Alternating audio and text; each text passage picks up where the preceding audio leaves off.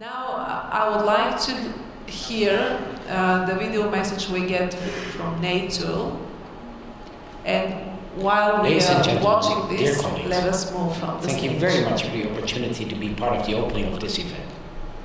I think we all agree that this event comes at a time of great geopolitical change.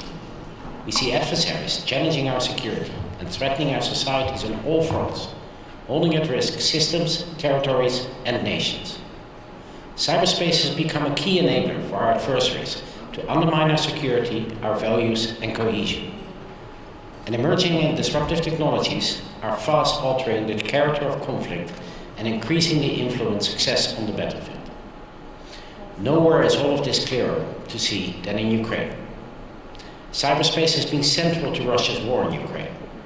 Cyber attacks were used to open the invasion, to disable Ukrainian civil and military corporations, and to distort the narratives through disinformation. Some of the malware deployed in Ukraine had cascading impacts beyond Ukraine's border. The hack on the Kasat satellite network affected internet connectivity for tens of thousands of people across Europe. And as Russia's invasion of Ukraine began, the importance of cyber as an enabler for traditional domains became apparent. It also underscored that cyberspace is a domain in its own right, and unlike other domains, it is always on. There's constant friction and continuous activity, a blurring of the lines between peace, crisis, and conflict. The unique characteristics of cyberspace render traditional thoughts on deterrence less effective. It's impossible to prevent and deter all cyber activity. We must adopt a more proactive approach, an approach that anticipates and constrains adversarial cyber actions, effectively joins up public and private cyber defense efforts, and fosters and leverages new technologies. NATO allies have laid the foundations for such an approach when they adopted NATO's comprehensive cyber defense policy last year. And one cornerstone of this approach is the notion of resilience. NATO is a platform where allies are setting resilience goals and are helping each other to raise their overall level of resilience. Through NATO's Cyber Defense Pledge, we see continued investments in national cyber strategies, capabilities, and skills.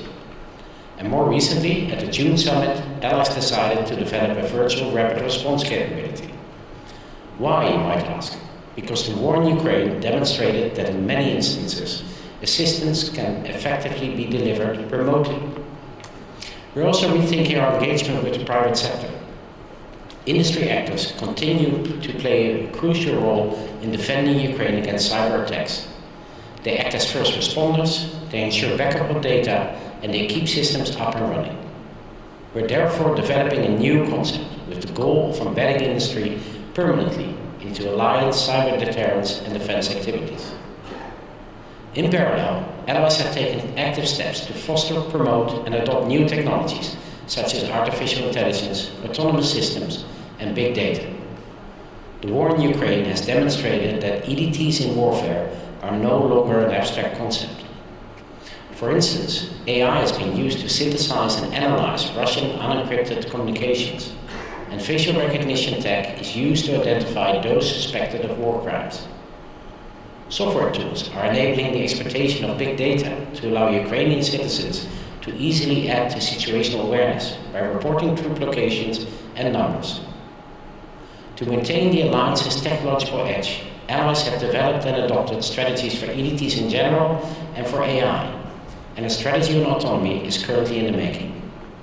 In addition, the allies decided to stand up the Defense Innovation Accelerator for the North Atlantic, or in short DIAN, which will broaden our transatlantic innovation ecosystems for defense and security. At the same time, the NATO Innovation Fund was established.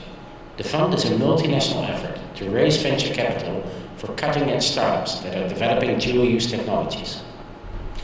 Ladies and gentlemen, international stability has been significantly challenged in recent months. Peace on the European continent has been shattered. The war in Ukraine has demonstrated the strategic importance of cyber and new technologies for current and for future conflicts. This was recognized by allies heads of state and government when they adopted NATO's new strategic concept at their summit in June, which is our blueprint for keeping our 1 billion people safe in the decade to come. In line with the strategic concept, we will continue to harness the many benefits that that cyberspace has to offer and respond to those who use it for malicious purposes. And we will invest in new, emerging and disruptive technologies to maintain our technological edge. But we cannot do it alone. This pivotal moment requires our collective resolve. States, industry and citizens need to lock arms and defend our core values online, offline and in ways we make use of the future tech. Thank you very much.